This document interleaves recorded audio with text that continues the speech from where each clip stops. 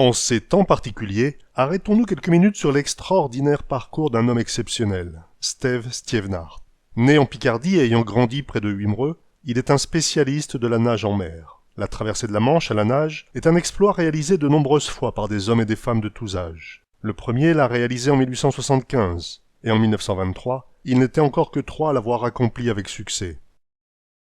Le premier Français à avoir réussi à la traversée de la Manche est le boulanger professeur de natation, Georges Michel. En septembre 1926, il a réalisé la traversée dans le sens France vers l'Angleterre, ce qui est encore plus difficile que le sens Angleterre vers la France. En septembre 2018, Steve Stivnar réussit la traversée de la Manche à la nage entre Douvres et Calais, dans des conditions météorologiques très difficiles. Bonjour à tous, aujourd'hui nous sommes à Wimereux et nous allons vous faire découvrir le portrait d'un sportif pas comme les autres. Il s'appelle Steve Stivnar, a déjà traversé 3 fois la Manche et nous allons vous faire découvrir 3 bonnes raisons de faire comme lui. Steve Stivnar a dû prendre 40 kg pour supporter la fraîcheur des océans. La nage en eau de mer, c'est un sport difficile, pas étonnant que ce soit le seul nordiste à le pratiquer à haut niveau. Et ça, c'est mon premier like. Steve, expliquez-nous un peu quel est votre rythme sportif. Écoutez, tous les jours, ça c'est une rigueur, qu'il pleuve, qu'il neige, qu'il vente, je suis à la mer. Et ce qui explique aussi pourquoi je suis en manteau et là, vous n'avez pas froid. Ah non, mais été comme hiver, j'y suis. Et il y a des jours où c'est vraiment tempête, où je ne peux pas m'entraîner comme je veux. Et je fais des entraînements au froid, c'est-à-dire que je viens en maillot, je vais dans l'eau, je ressors, je vais dans l'eau, je ressors. Voilà, ça fait partie aussi d'une technique d'entraînement.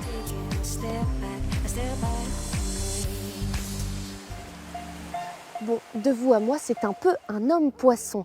Derrière moi, il est en train de s'enduire d'argile, la mer est pleine de bienfaits et c'est mon deuxième like, un sportif qui se connecte à la nature.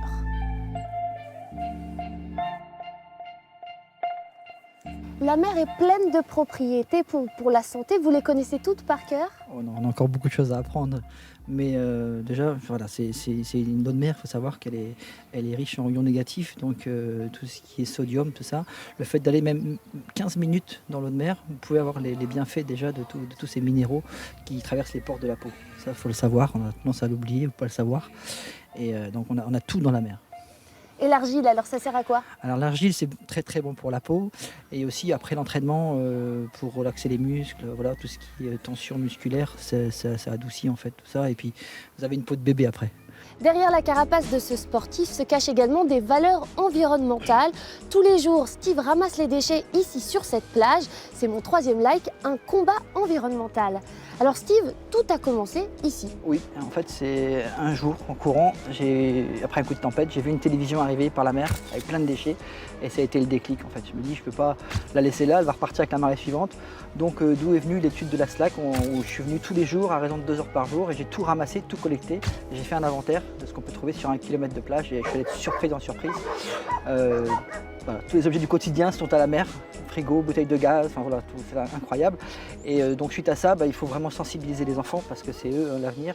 Et donc mon combat de toujours, c'est ça, c'est sensibiliser les nouvelles générations à ne pas réitérer les erreurs du passé. Sur les réseaux sociaux par exemple. Exactement. Prochain objectif sportif pour Steve, nager en Antarctique dans des eaux entre 0 et 4 degrés. Bon, mais avant ça, il faut que je vous entraîne un petit peu. Hein. Eh ben allez, c'est parti. Allez, c'est parti. Qu'est-ce que je ferais moi? En juin 2019, Steve Stivnar a traversé les 20 ponts de l'île de Manhattan à New York en 7h55, soit 46 km d'effort dans une eau à 16 degrés. Il est le 3e Français à avoir accompli cette épreuve mythique des 20 Bridges. En juillet 2019, il effectue la traversée de la Manche en 17h11. En août 2020, Steve Stivnar réalise son plus grand exploit, la double traversée de la Manche. Un exploit qu'aucun Français n'avait réalisé jusqu'ici. Entre le 10 et le 11 août, il a passé 34 heures et 45 minutes à nager dans l'eau froide et salée de la Manche. Équipé simplement d'un maillot de bain et de lunettes de plongée, il est parti de la plage britannique de Sampire Howe, près de Douvres, à 2 heures du matin. Il est arrivé à Odingan, au niveau du Cap Grinet, à 19 heures. Il ne s'est accordé que 10 petites minutes de pause, le temps de boire, manger et mettre un peu de vaseline sous les bras, puis il est reparti dans l'autre sens. Seul dans l'eau, il était guidé par un bateau lui indiquant la direction à suivre, avec à son bord 2 juges chargés de contrôler le respect du protocole de l'épreuve, appelé Two Ways. 2 chemins. Au retour, la traversée a été marquée par un incident. Il a été pris dans un filet de pêche, mais ceci n'a pas eu raison de son incroyable motivation. Afin de réussir cet exploit surhumain, Stef Stievenard pratique depuis 5 ans la nage en eau libre. Cet athlète exceptionnel a volontairement pris du poids pour réaliser cette épreuve surhumaine. Il a également habitué son corps aux piqûres de méduses, en se forçant à nager dans des bancs remplis de ces animaux gélatineux. Bon, en fait, le secret de cette double traversée, c'est effectivement la résistance au froid. Donc, pour pallier au froid, je me suis inspiré de la nature. Un bar, les poissons, les bars, quand ils font une migration, mangent énormément de poissons gras, les phoques également. Donc, j'ai fait pareil, en fait, depuis 3 ans. J'ai adapté mon régime alimentaire pour stocker du bon gras. Et en fait, ça nous sert d'isolant et de carburant. On travaille en lipolyse dans le gras. Et donc, ce qui explique qu'on peut rester autant de temps dans l'eau, en fait. J'ai pris énormément de poids, ça va peut-être choquer un peu certaines personnes. J'ai pris 40 kilos. Bon, tout ça, c'est très bien encadré avec un diététicien. Sur 4 ans, en fait, 10 kilos par an. Justement pour stocker, en fait, si vous voulez, du bon gras pour la traversée. Ce qu'il faut savoir, c'est que sur une traversée, on peut perdre entre 7 et 15 kilos en moins de 48 heures.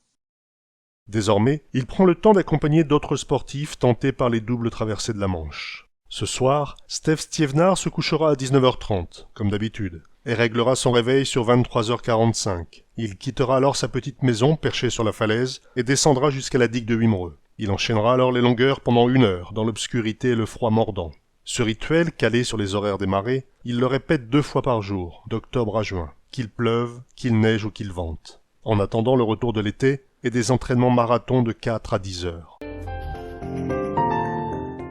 Et pour terminer cette édition, partons à Wimereux, à la rencontre de Stef Stievenard, un athlète hors norme. Il est le seul nageur français à avoir réussi une double traversée de la Manche sans équipement. Alors il s'entraîne été comme hiver, nuit et jour, pour s'adapter au froid extrême. Je resserre un peu mon maillot de bain pour éviter de le perdre, parce qu'on a pas mal de vent aujourd'hui avec un petit peu de vague. Mais voilà, je contrôle un peu tout, bonnet, mes lunettes, avant d'attaquer ma séance d'entraînement. Température de l'eau, à peine plus de 10 degrés. Stef Stievenard s'enfonce dans la mer, comme tous les jours de l'année.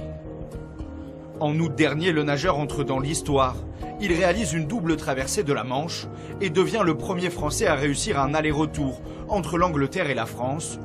35 heures de nage, aucune pause, un exploit.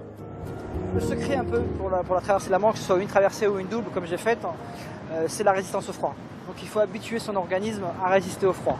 Ça, c'est vraiment la première chose à faire avant la nage. Dans le ressac training, dans cette partie où je vais chercher les vagues qui viennent taper le brise-lames et qui viennent rejoindre celles qui arrivent, voilà, ça c'est un entraînement spécifique. C'est des choses que je vais retrouver dans la Manche. Une passion qui le suit jusque dans son salon. À 43 ans, l'homme collectionne les récits d'exploits. Ici, la première femme à traverser la Manche, une américaine. Moi, si je vis, je récupère tous les documents comme ça parce que je suis tellement passionné. Et quand il évoque la mer, c'est son regard qui s'illumine. Tout est parti de mon grand-père. J'avais 7 ans, je venais voir mes grands-parents. Et une fois, je suis venu voir le départ en fait, du traversée de la Manche. Parce qu'avant, on partait de France. Et ça me paraissait déjà surhumain de traverser d'un pays à un autre à la nage. Donc ça a toujours été un rêve d'enfant. Un nageur de l'extrême au régime strict.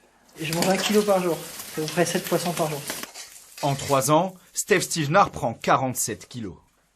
C'est du bon gras. Donc en fait, mon organisme stocke ce gras. Et en fait, je m'en sers, c'est un carburant et un isolant en même temps. C'est une combustion naturelle comme les phoques. C'est pareil, le régime phoque. Deuxième entraînement en 24 heures.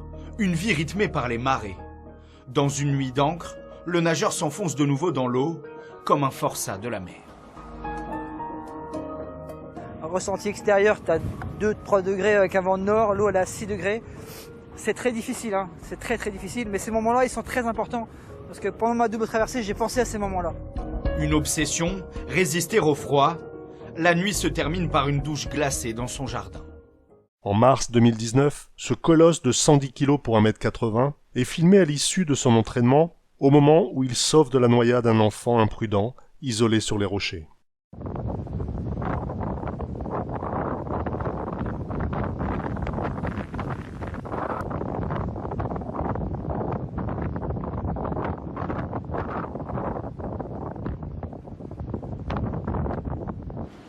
Hello, bon, j'espère que vous allez bien. Moi ça va un peu mieux. Je me sens à quelques égratignures, mais bon, rien par rapport à ce que je viens de faire. Je viens de sauver un petit garçon de la noyade, donc voilà. Bon. Stef Stievnar est un passionné des océans qui milite pour sa protection. À une époque où beaucoup de monde parle, lui, il agit.